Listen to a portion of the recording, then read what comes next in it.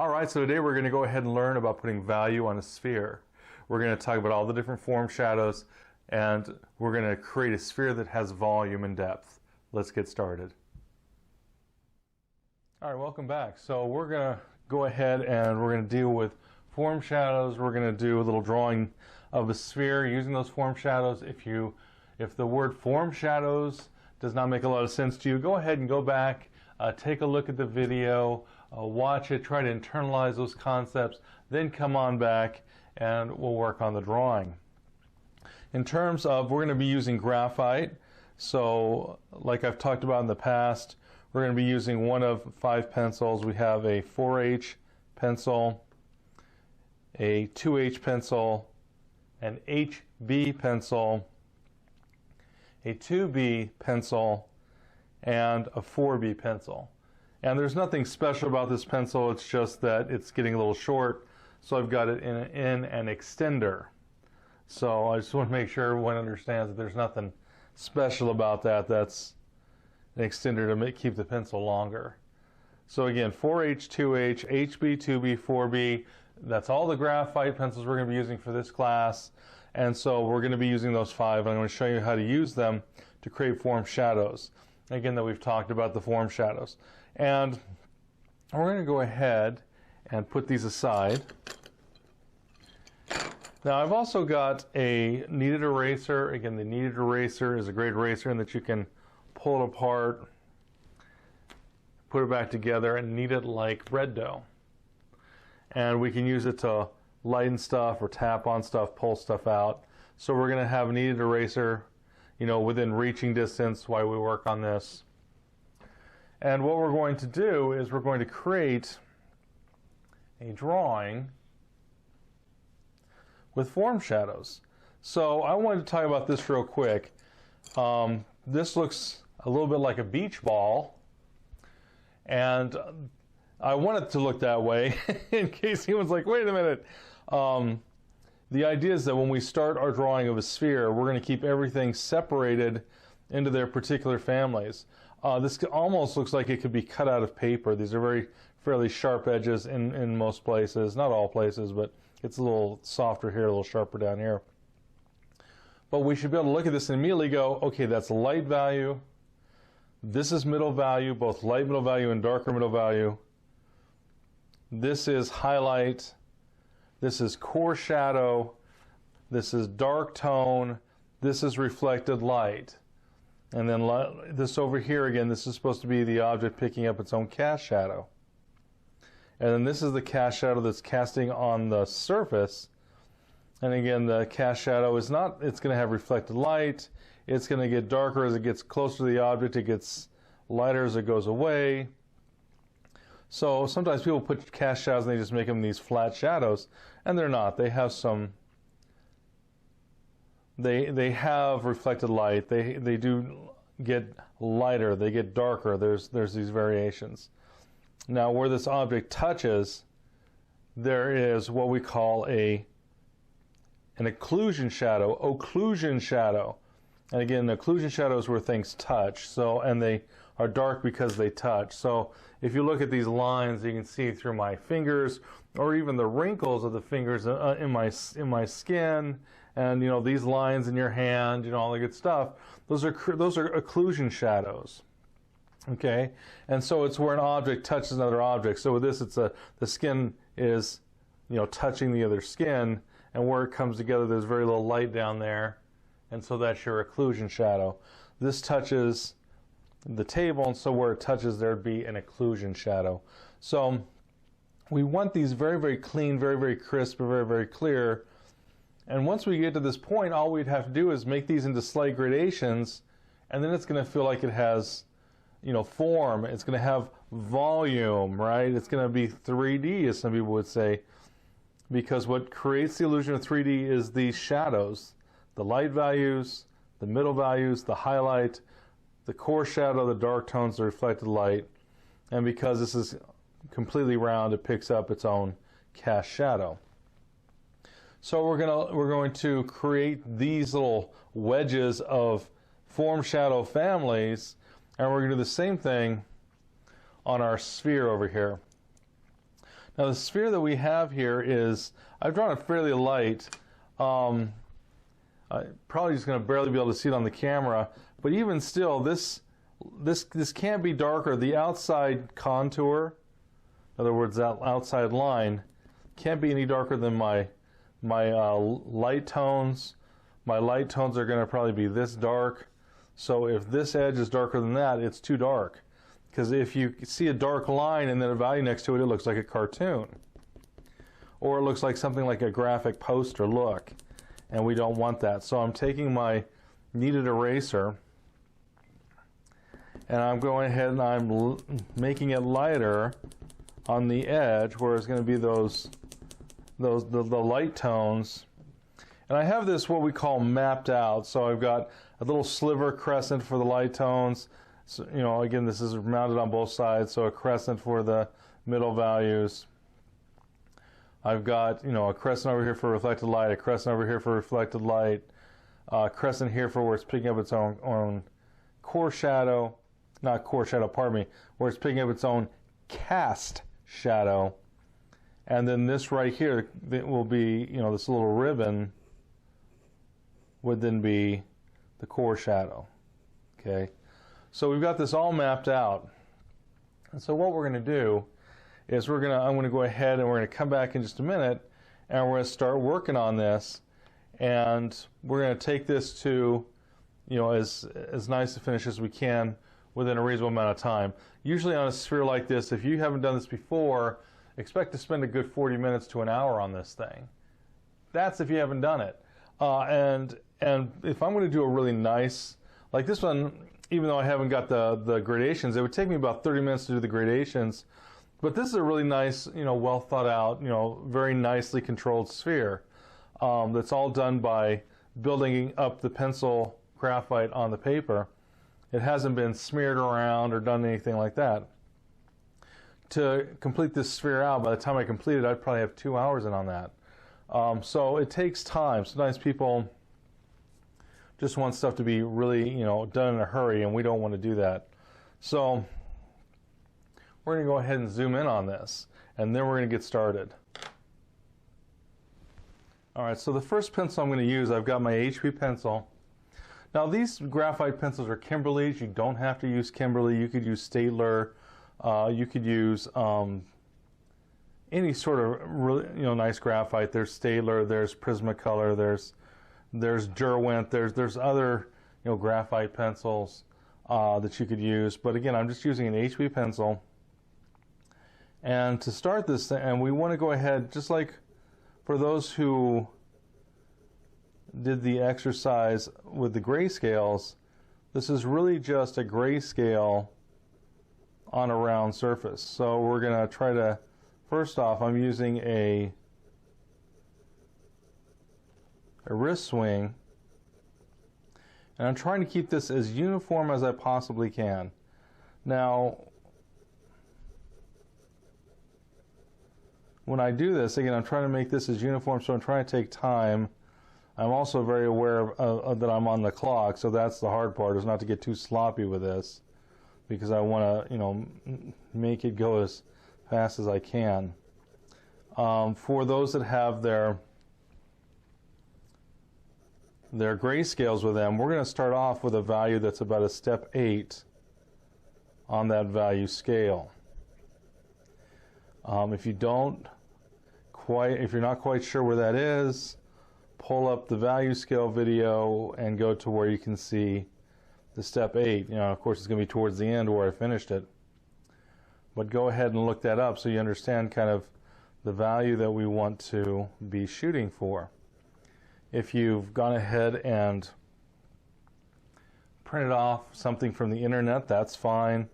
I'll use that as a guide to figure out sort of what the value is. But we want a step 8 over this entire shadow side. Now this won't be the darkest. This will be our starting point. And now it still won't be dark enough. So sometimes when we start this, especially if we haven't done a lot of value, and we're not familiar with the process, you know, sometimes we might be like, wow, that looks dark. And it doesn't. It's just everything else is so white that there's an illusion that this looks darker than what it actually is. And when we're working, there are, again, our eyes will sometimes play tricks on us. And as long as we know that's what's happening, we don't get, it's not going to get, we're not going to get too far astray. It's not going to lead us too far astray from what we're wanting to do on the drawing.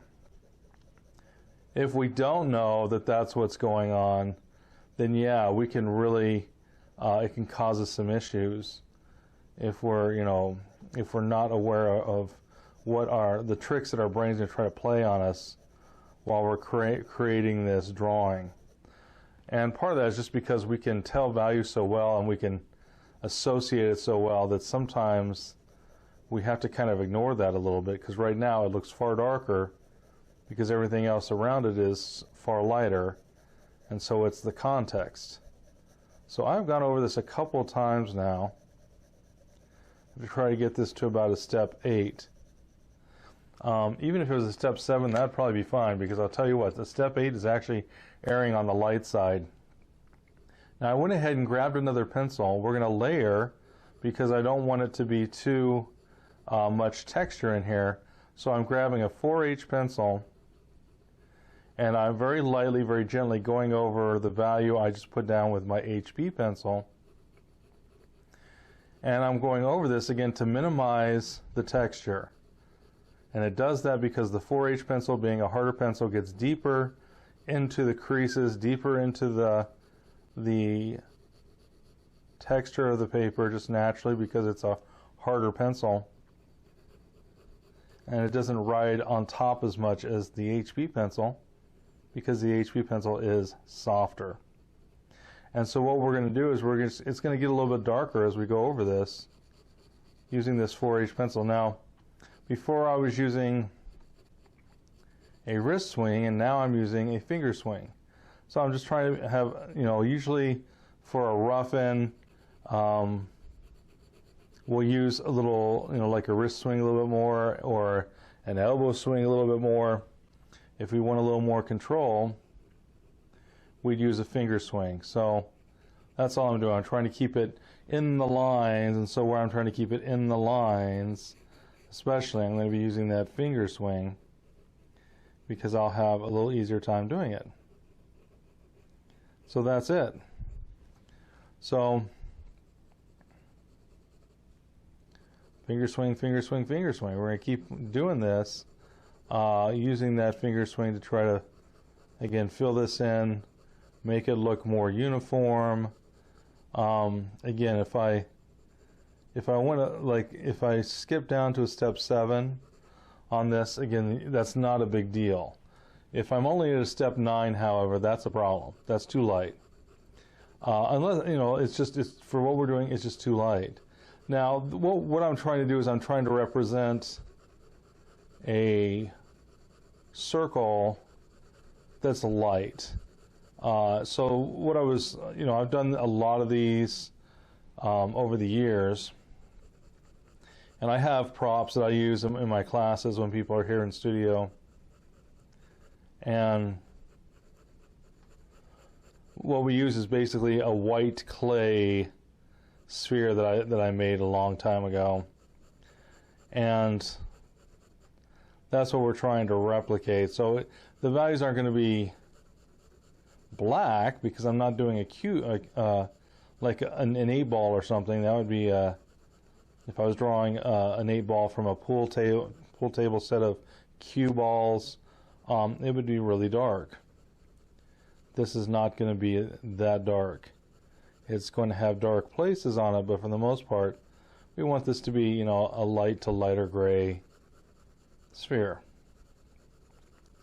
And all that means is that cue ball, if it was a number 8 cue ball, the values would be more in the lower part of the grayscale, and the lights wouldn't be lighter than maybe a step 7, maybe a step 8, even the highlight. Whereas this that's supposed to be lighter, it's gonna be much lighter overall as far as that goes. So I wanted to go ahead, and I'm just trying to get this to be Again, that's step 8. I'm trying to keep it nice and uniform. I'm using light pressure. I'm letting it build up gently. I'm not trying to be too much in a hurry. The more I get into a hurry, the bigger the problem will be.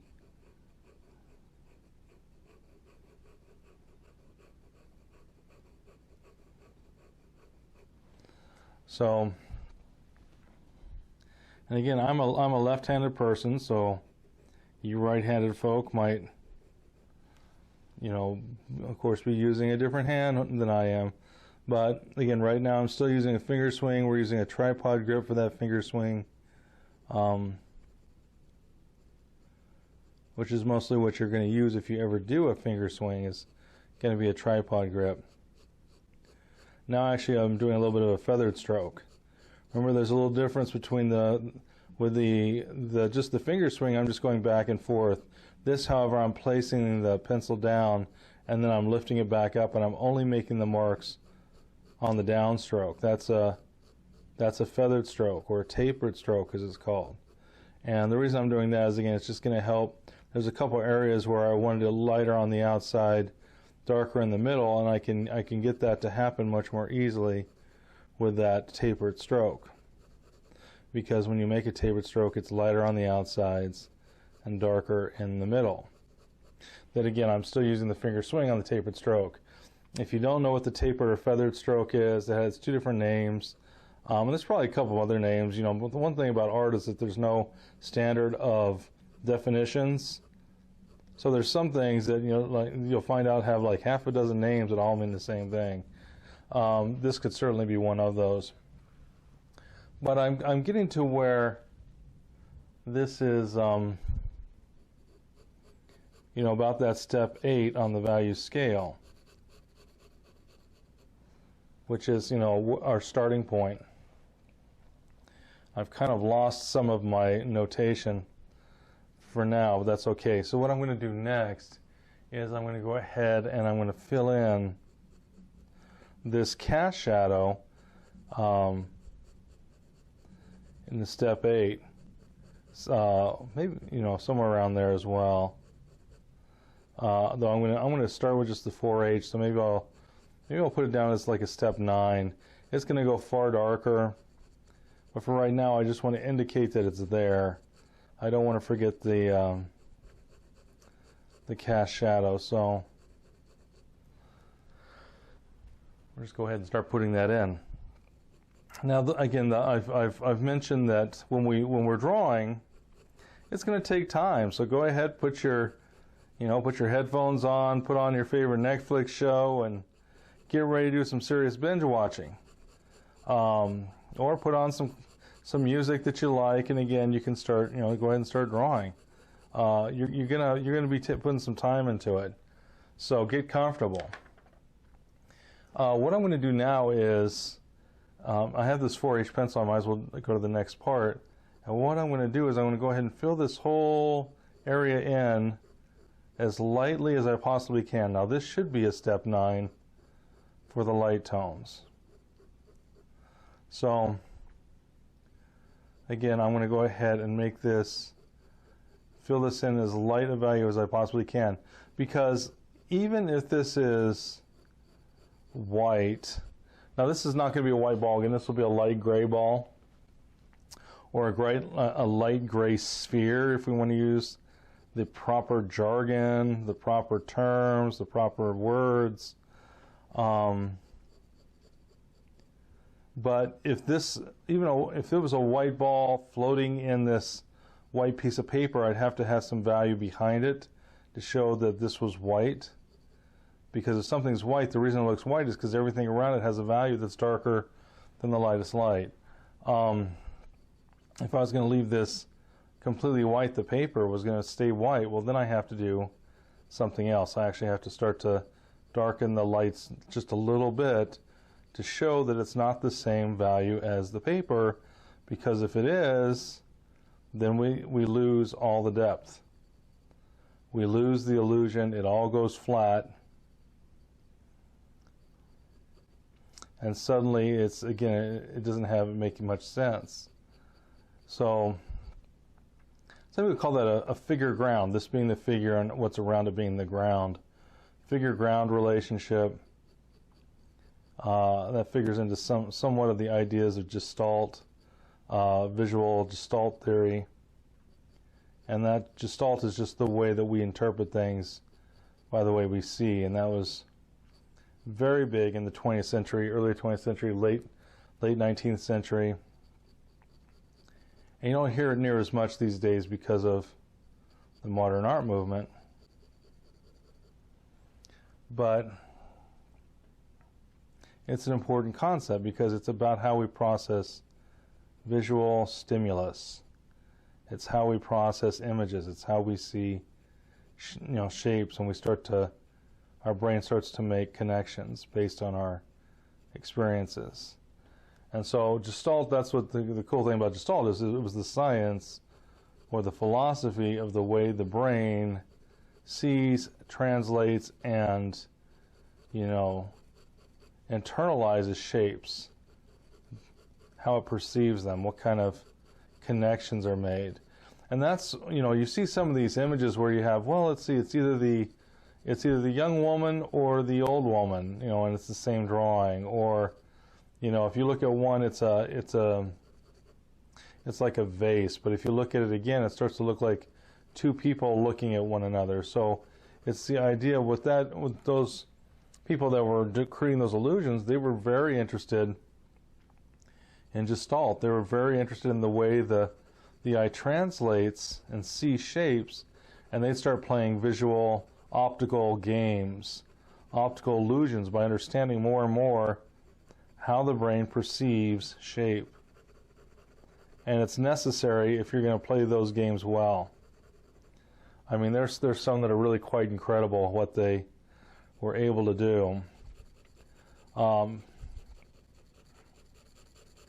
There's a series of portraits that I really liked, and I don't know when they were made, so it could be that they predate this, but it's still, again, the artist was giving a nod to these ideas because he was creating these portraits, and from a distance you go, wow, don't those great looking portraits? And then as you get closer, you realize, no, it's actually a still life of different types of fruit and different types of vegetables stacked and placed in such a way that the shapes line up and look like a portrait. Pretty amazing stuff. And again, that was the whole, that whole dichotomy, or the whole idea is it's vegetables. No, it's a portrait. No, it's vegetables. No, it's that whole idea that it has a duality, based on how we look at it and how far away we are from it, and all these different sorts of things. So someone just having fun playing the games with the visual imagery, and it's a very rich game. I mean, it's very wonderful to see and look at those and study them, and we're very aware that the artist is playing a game with us, instead of some art where it's telling us a story and we're trying to decipher the story, or we're just along for the ride because the story looks like a whole lot of fun, or maybe the story reminds us of a time in our lives, or a place that we visited, or an emotional experience that we commonly share with the artist, whatever it is. That's what makes art, interesting and fun. That's what makes art compelling. It's probably a good word for that. So again, I'm using this 4H pencil, and now I'm filling in the shape for just the middle values, and I need this middle value shape to be just dark enough so that it's darker than the light values. Again, we're going to have something that's going to begin to look a little bit like a volleyball. Okay? And that's what we want. We want to be able to say very quickly, oh, that's light tone, oh, that's middle tone, oh, that's highlight. And we want to be able to distinguish those very, very quickly. The better we can, the more that this will look like a 3D object. There was a an exercise they would have us do in art school. And they would give us, like, I think it was the beginning design class, I believe, is when they did this. But they would give you 10 pieces of paper, black, white, and everything, and 8 steps of gray in between. And you were supposed to create a image of the sphere by cutting out the proper values in the proper place. And it was a really fun assignment, and the best part about the assignment was if you did it right, from the back of the room, it looked like it had depth. It looked like it had transitions that it did not have.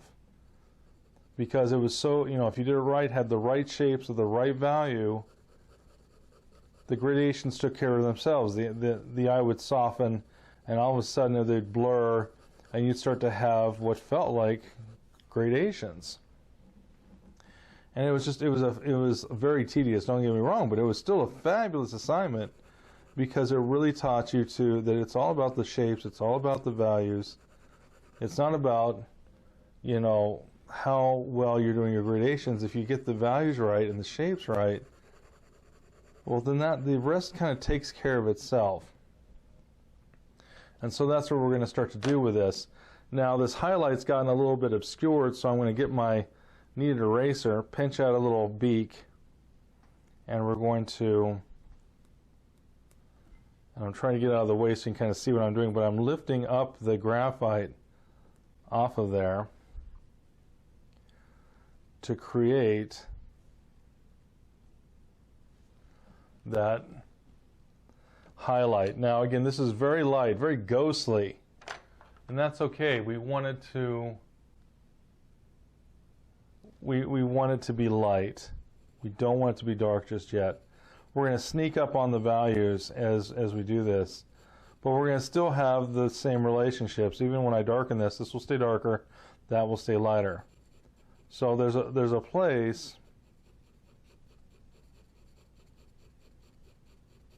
and I still think it has a couple of areas where the light values and the middle values don't quite, like this need to be maybe a little stronger. And I know, again, this is still kind of light, so when I say stronger, people are like, hey, what? Hardly anything there. So, but we still wanted to, again, have that difference of value. Now, there's a light middle value and a dark middle value. This is closer to the light, it'll be lighter. It gets darker as it goes away. So over here, as it gets closer to, there'd be another arc, essentially. And I'm just going to darken it just a little bit right through there for our dark middle values. Okay. All right, so again, still on the light side, but now we're going to go back into the dark side. Now, before I go back into the dark side with a darker pencil, I'm going to take this 4H pencil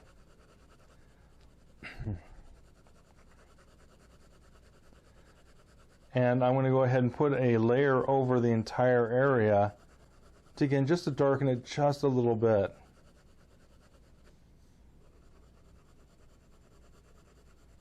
All right.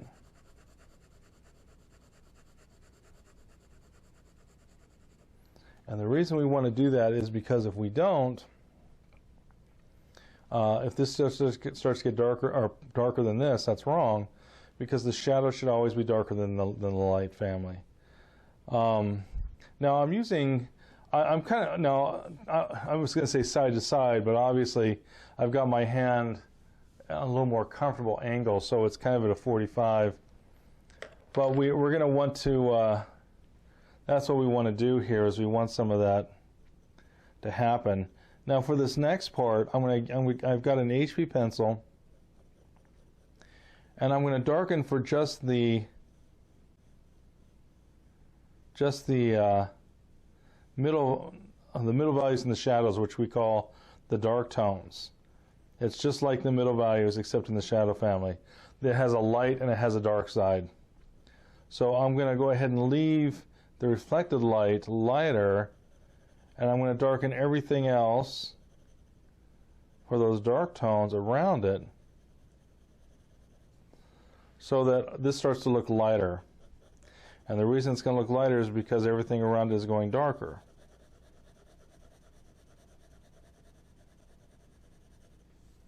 Okay.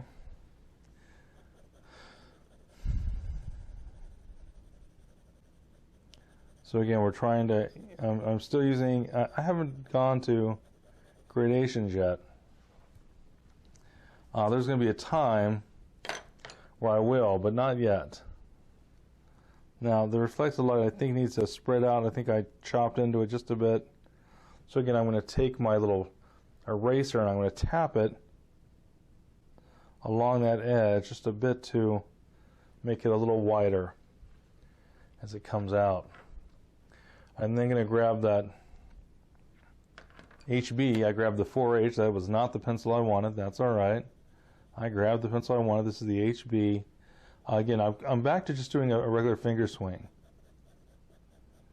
And now I've actually transitioned into doing a feathered stroke. So remember, one, you're making marks going both directions. The other, you're making a mark going only one direction. And again, that's what I've sort of transitioned into as I continue to make the value.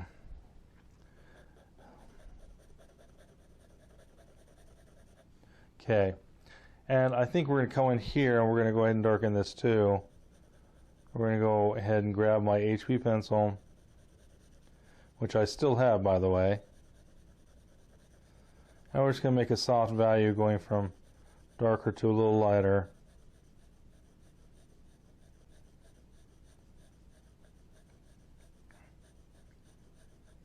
As it comes out.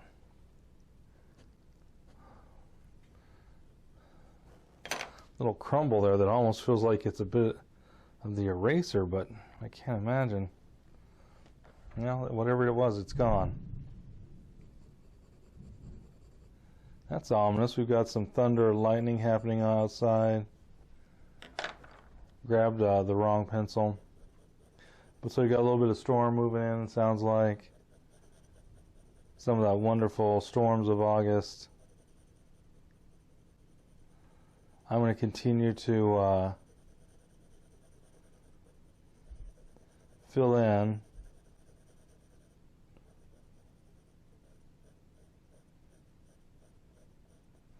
this cast shadow with my HB pencil.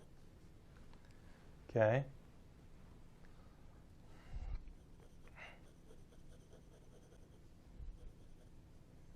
Continue that there. Continue this through here. Go ahead and make a little bit more transition of value. Now, I took some time to make this drawing, so I'm going to do some things to help it out. I'm going to put in the occlusion shadow, which again is going to be pretty much the darkest part of this picture, is going to be that occlusion shadow. We also have that cast shadows are darker than form shadows, so I'm going to make the cast shadow just a little bit darker in relationship to this.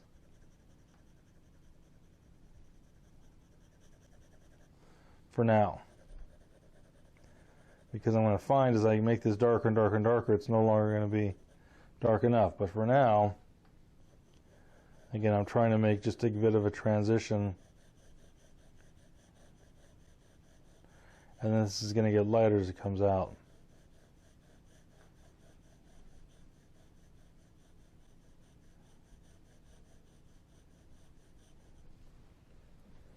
All right.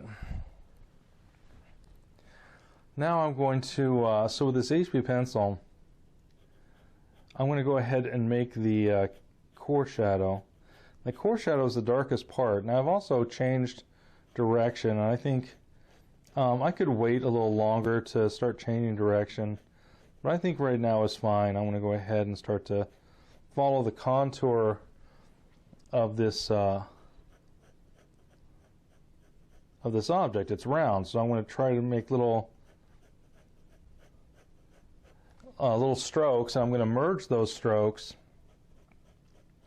So again, I'm making sure those strokes, but I'm trying to make them curved, and I'm just going ahead and you know, letting them overlap so I can make it curved by using, you know, again, little, you know, as I swing that pencil, it's going to have a slight arc to that, and we want those arcs to work with us as we go ahead and create this drawing.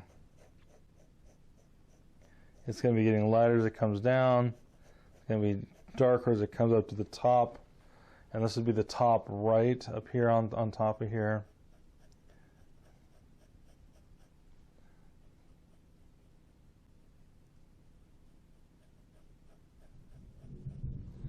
Again, we've got a little ominous thunder back there to give us some background noise, apparently. Earth-shattering drawing going on here, apparently. But we're just going to keep... And now I'm going to actually start to do a gradation. I'm going to start to push this out using these arc lines. Again, I've got an HB pencil. This is not going to be... Remember from the grayscale, we talked about how much it takes to darken darks for graphite. And sometimes I have people that watch like, why don't you just smear it? Smear it! And we're not gonna be doing any sort of blending technique. And with graphite, I would encourage you to never, oh, by the way, never smear using your fingers. You just don't want to do it. It makes the drawing look very, very choppy, and your oils get everywhere, and it just becomes streaky and oily looking, and it just does not have a good look. In the beginning, we're going to try to learn how to make gradations using our pencils. And so we're going to be doing the harder bit, so to speak. There we go again. Got a little bit more thunder in there. I don't know if you guys can hear that, but it's letting us know that a storm is going to cut loose here pretty soon, most likely. So again, I'm just trying to make a gradation using this HB. I spend more time where I want the strokes to overlap and be darker. As I come out, I'm still overlapping those previous strokes, but I'm using less pressure. And as I come back, I won't overlap all the way out to the very end. If I feel that if I feel that it's already dark enough where I need it to be. If it's like, well, it's dark enough and I don't need it to be any darker, well then yeah, I'm not going to, I don't want to get darker still. I think this outside is still a little way too light. In fact, not even a little too light, way too light. And so I'm coming over here and I'm actually going to fill this in a little bit more. Again, we're just barely starting to get the illusion of a 3D quality. It's barely there. It's almost not there because we don't have enough information just yet. And I think this reflected light also needs to get a little darker through here. So we're going to put a little bit of a gradation on it.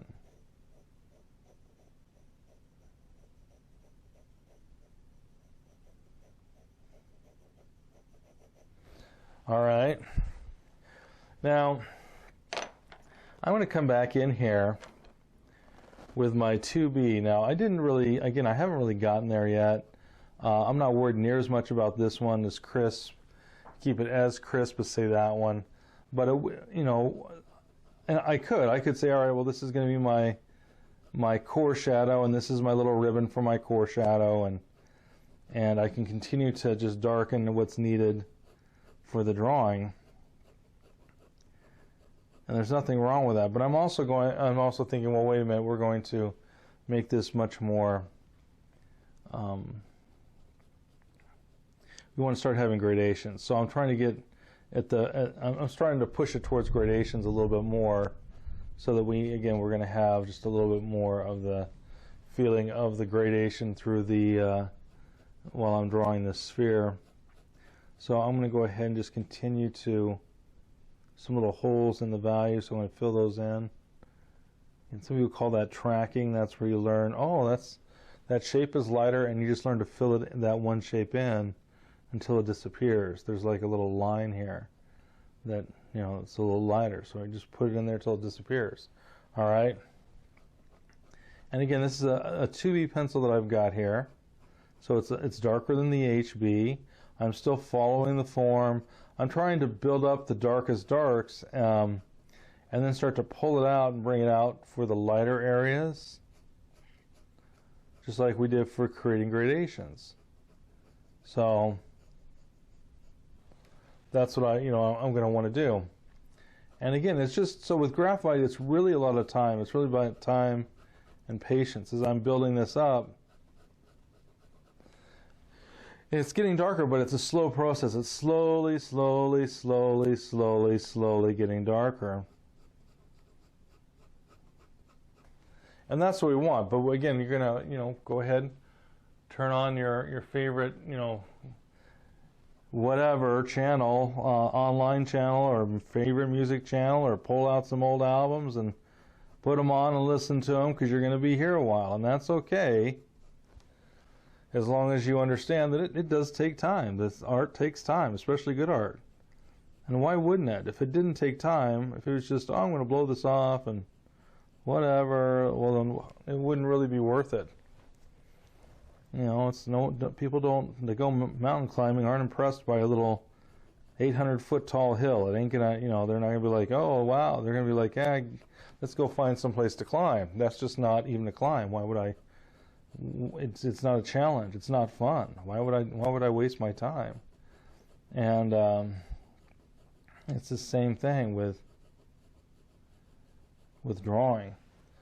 We want something that will challenge us. We want something that's gonna be difficult. We want something that's going to give us, as the old saying goes, a run for our money.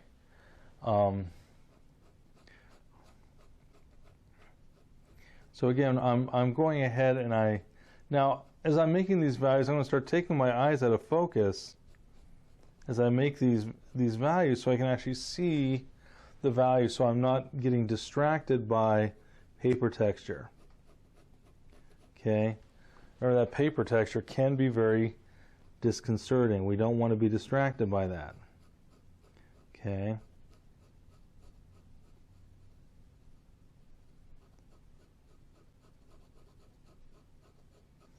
All right, so now again, we sit up here. There's this bit where the cast shadow is picking up its own cast shadow. So again, I'm going to start to put in just an indication of that cast shadow coming around that sphere.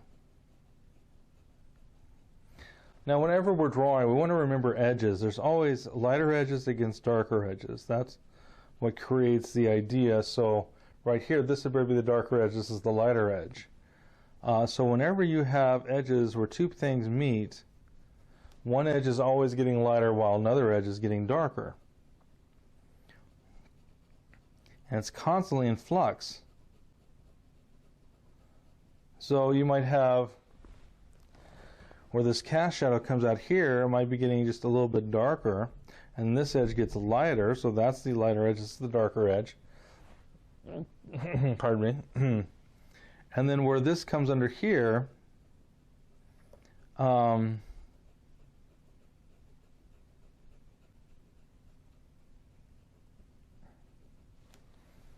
this comes over here, this might be getting slightly lighter as it starts coming in here, this cast shadow. And so again, we just want to be more aware of these edges. Okay, so again, and I'm going to go ahead, and again, I've got a 2B pencil, and I could almost finish this thing if I just kept using the 2B pencil, I think. But we're going to bring the 4B in here too, just so it has, it needs to have some fun too. It can't be just everybody else having fun. All these other pencils having a good time. We want it to get used as well, so that it's also going to enjoy the drawing, being used to create the drawing. So I'm going to grab the 4B pencil. Now, I always start at the darkest part. Whenever you're doing a gradation, you start at the darkest part and come out, like we were talking about.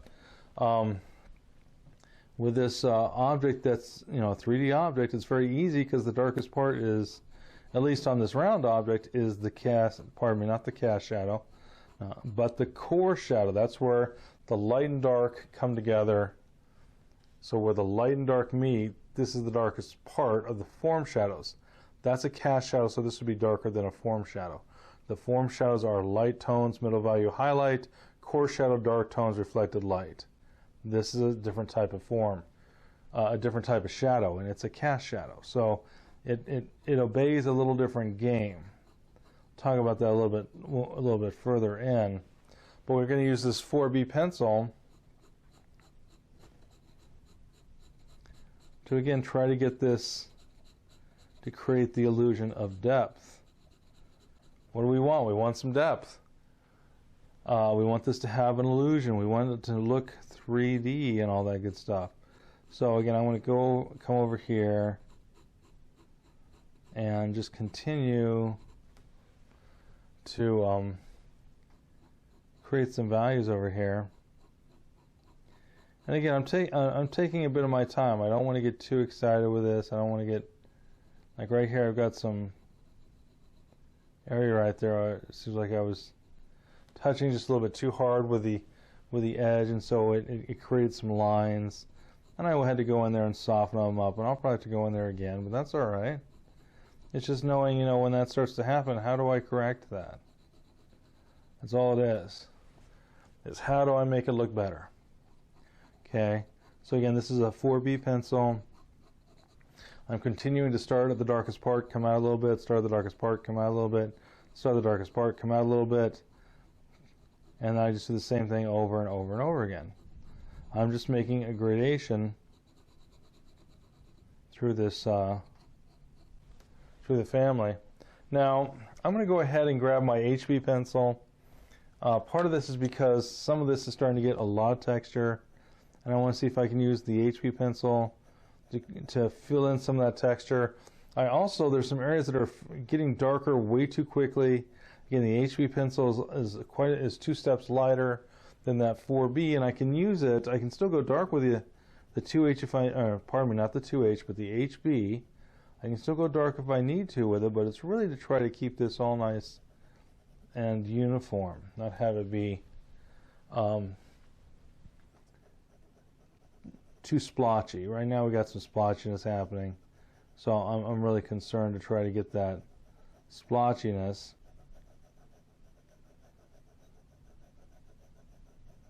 From here. Okay.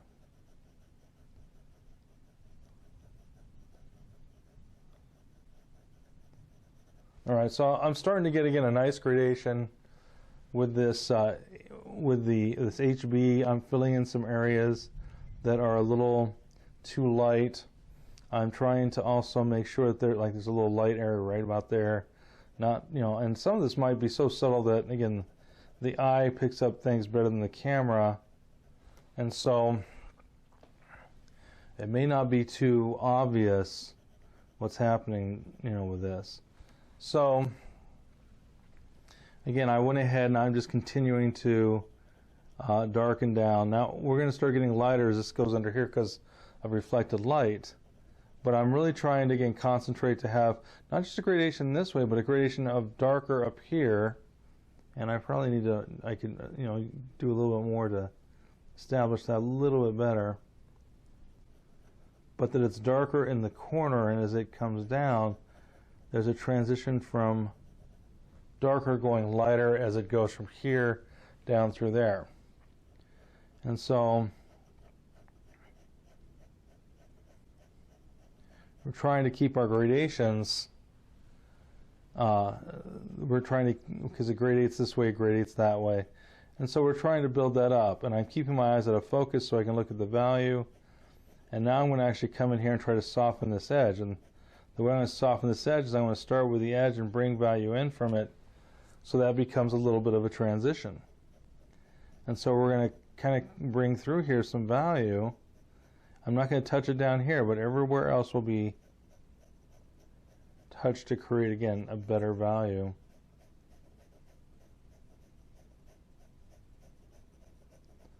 Okay, so, and that's what we want here. We want this to start to have, again, a feeling or the illusion of 3D. And again, we're starting to strengthen a little bit more. It's starting to happen a little bit, and that's what we want. We want some of that 3D quality, as people might call it. I'm going to grab my 4H pencil, because there's still some areas here after using the HB and the 4B. There's some places that just have a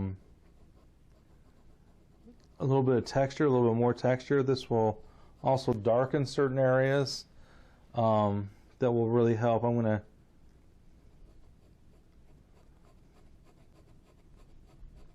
just come in here with this 4H. Again, this 4H pencil will help get rid of some of that texture. It also will darken it slightly. So again, I can use this to very cleanly make this work. Okay. And this is a 4H pencil. I'm using it very lightly, so it's not getting darker because I'm cranking on it. Do not do that. That will destroy your drawing, I'll guarantee you. So what we're going to do now is we're going to go ahead and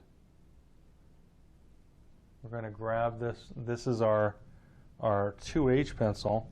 And we're going to go over here with our 2H pencil, and again, we're just going to, this will fill in some of the areas. It won't go near as deep as the 4H because it's not as hard, but it will go in deeper than an HB or a 2B or a 4B. So again, I can use this.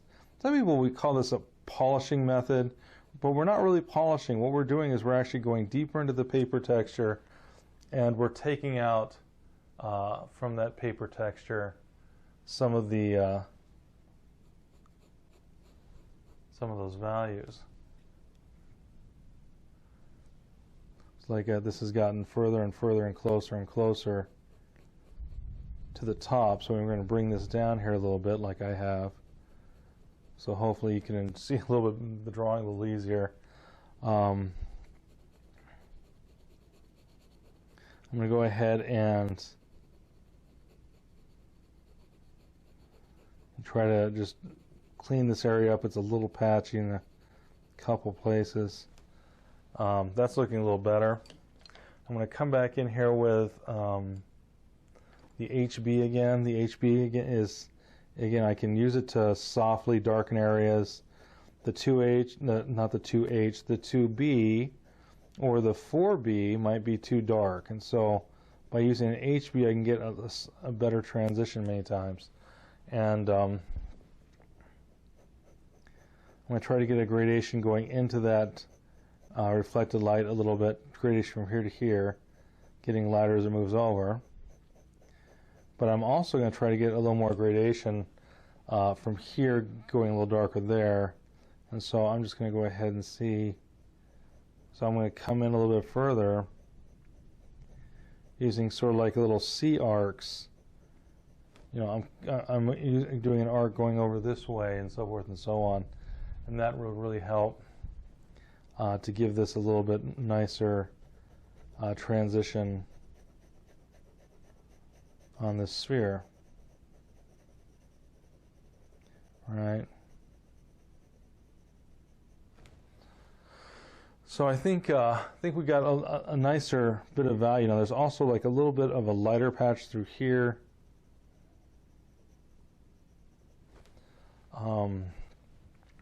There's also, well, let's go ahead and, there's a little patch in here that's a little lighter.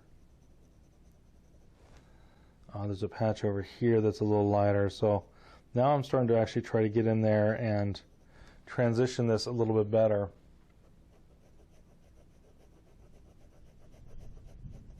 As far as that goes. Again, this is our HB pencil. I'm going to grab a 2B pencil once again. And with this 2B pencil, we're going to go ahead and, in this 2B pencil, we're going to go ahead and again continue to darken a little bit of the core shadow. We're also going to go ahead and transition a little bit into the dark tones.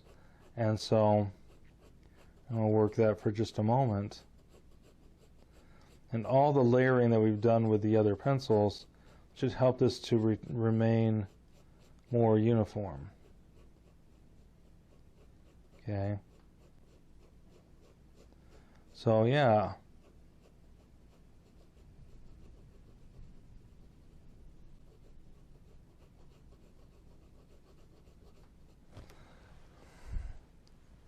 So again, I'm still keeping my eyes out of focus, keeping what's called a soft eye.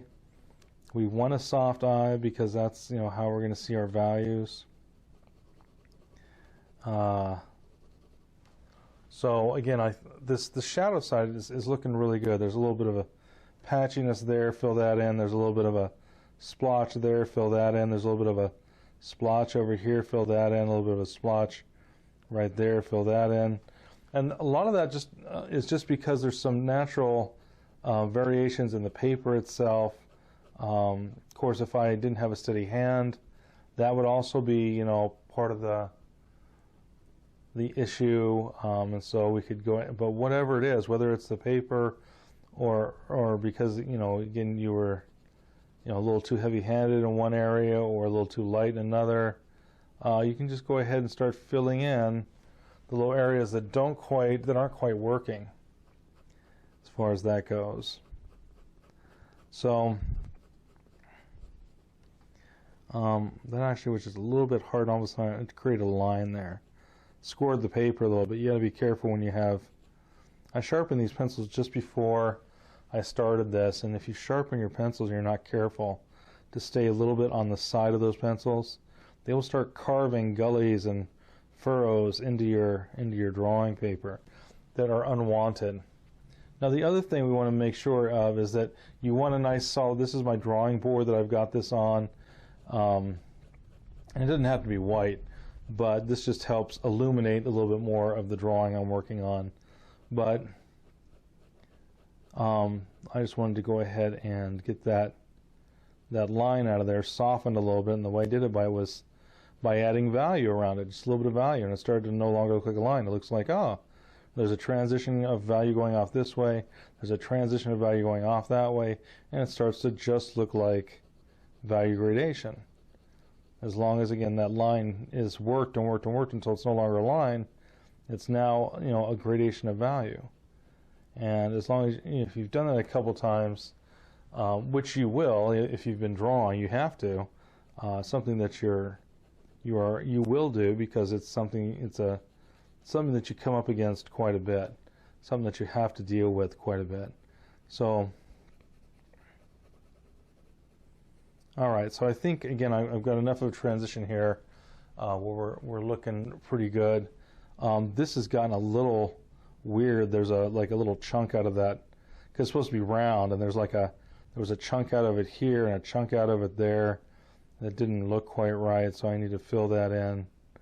And then by doing that, this will start to look like a nice gradation of tone going into that reflected light, and the reflected light will have just so much more power. Again, because we're making gradations now, we're keeping it soft, we're making transitions. The transitions are enough that it's creating the illusion. Now, there's the form shadows are really carrying the illusion, and it's what's bringing it across to the viewer. And so you want to be really take care not to destroy it. Now, but it's again the shapes and the values, and that's why you can actually do this with what's called cross hatching, where you don't have these nice soft transitions. But if the shapes are in the right place, just like that I talked about with that paper that was where we cut out paper to create the sphere, and we cut out the right shapes of the right value and glue it down, and then cut out the next shape and then glue that down, and as long as the shapes were right from a distance, it looked like it had value gradations on it, even though there were no value gradations on it. And again, it's the same thing with that you can do with cross hatching. As long as the shapes are right and the values are right, it will start to create that illusion, that 3D illusion, which is what we're after. Right? We want this to have that illusion of 3D. That's what we're hoping for. That's what we're trying for. And if we get this, and if we do this correctly, we will have that illusion created.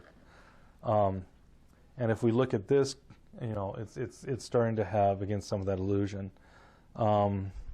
This through here, again, the cast shadow is normally darker than form shadows. However, the part around the sphere is actually, you'll get a little bit more of it getting darker. And then as it comes off here, it's going to be a little darker towards the front, and then as it comes back, it transitions. And there's a part which is usually as it comes out from under that sphere. Now this is a little bit too light, so I'm going to put a value over it. But there's reflected light. This right here, there's reflected light. So this is noticeably darker, and this gets lighter because this is the edge going lighter, and that's the edge going darker. The more you draw, the more you're going to want to start paying attention to edges, because edges are the name of the game. Edges are how the game is played. Edges are, they're just essential. They are the thing that will create the illusion that we're after, the illusion of depth, the illusion of things, you know, feeling 3D. I'm going to get probably an HB pencil, because again that 2B is just going a little too dark, a little too quickly, a little bit more than what I want, a little bit too much for my taste. And so we're going to go ahead and use that HB pencil.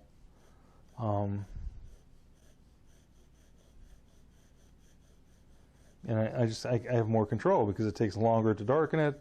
Therefore, I can stay in an area a little bit longer and finesse it. Okay. And again, that's starting to create that illusion. It's looking good. It's what we want.